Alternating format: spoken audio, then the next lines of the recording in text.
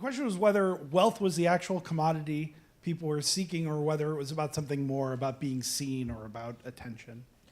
Well, I started it thinking it was a little bit more narrowly about wealth, although I've always been kind of looking at people's search for notoriety and fame as part of that, and then started connecting the dots about wealth being also the other things that give us value, the currency of beauty and sexuality and branding and fame, and in the end, really just the desire to kind of be other than you are, and that this addictive quality of consumerism just kind of related to all different kinds of addiction that is more to numb out something that's missing, and kind of so getting that thing never satisfies that desire.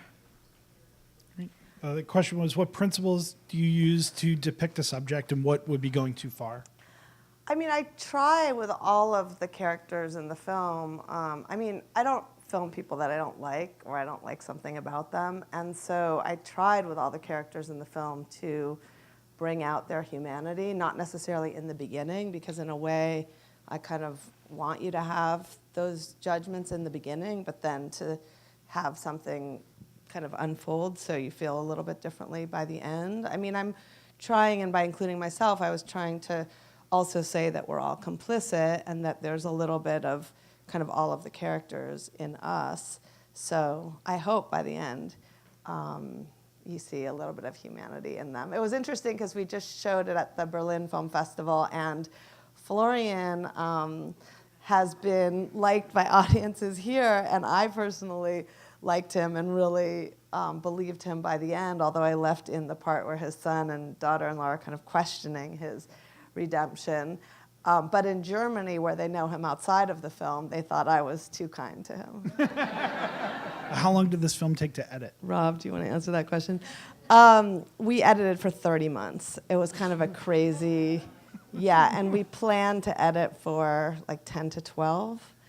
And it was definitely the most complicated thing I had done. And I had never made a personal film, and I had never made a film that was kind of written in this way. So it took, and ended up working with 4 editors. So it was a process. How do you get your subjects to open up and be vulnerable for you?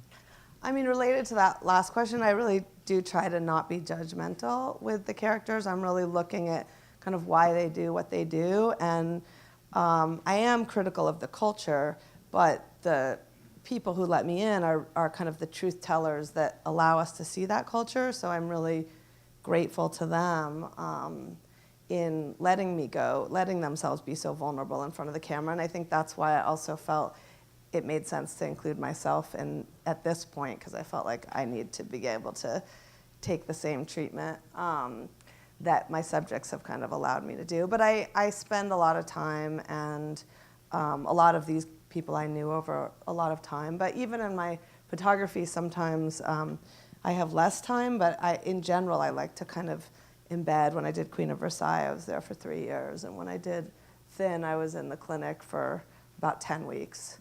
And so I try to just stay with people long enough so they can be themselves in front of the camera. All the different addictive qualities and subjects in the film, how is that sort of enhanced with the technology and with iPhones? I tried to include that a little bit with Suzanne kind of on her phone and the addiction piece. I think I am really concerned about the phone. I actually see my youngest, Gabriel, being very addicted to the phone and kind of being from a completely different generation than his brother, who's 6 years older. And it's really like the experience in the eating disorder clinic that really kind of got me into understanding addiction in a way and how it works. And I mean, I think the same kind of endorphins from starvation or cutting also happen with the phone. And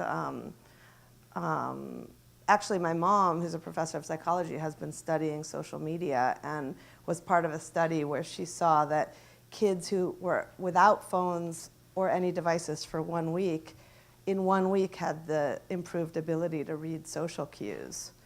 So I think it is very concerning. The question was, why didn't you choose to more directly engage with race?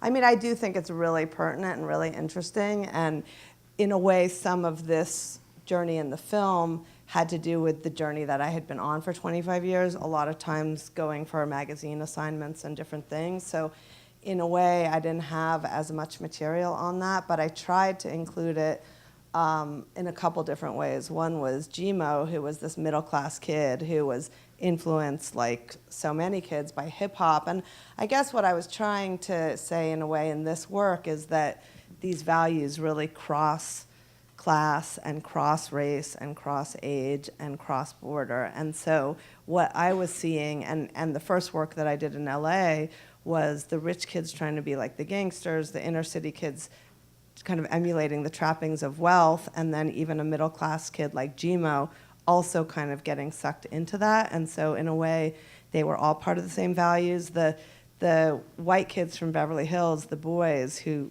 don't have a lot of character development, and we see them at the end kind of the same, they actually went and rioted during the LA riots, even though they're from Beverly Hills, just to be hard and just to be cool, and they stole cigarettes.